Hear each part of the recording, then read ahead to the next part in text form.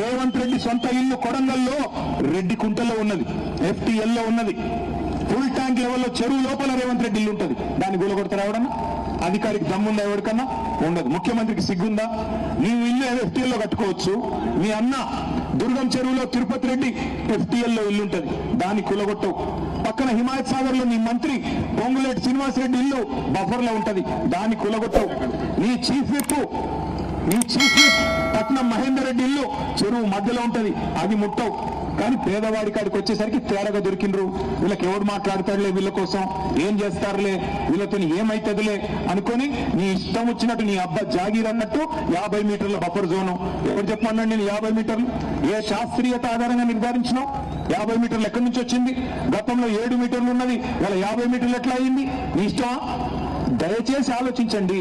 ఇటు 150 ఫీట్లు అటు 150 ఫీట్లు అంటే 1,50,000 ఇల్లు, 55 కిలోమీటర్ల పరిధిలో 1,50,000 కుటుంబాలు ఇవాళ దెబ్బతినబోతా ఉన్నాయి.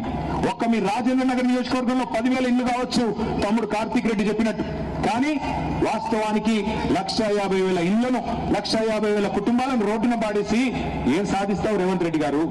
16,000 కోట్లతో మేము డిటైల్ ప్రాజెక్ట్ రిపోర్ట్ నీకు ఇస్తాం. ఒక్క ఇల్లు కుల్లగొట్టకుండా మేము చూపెడతాం.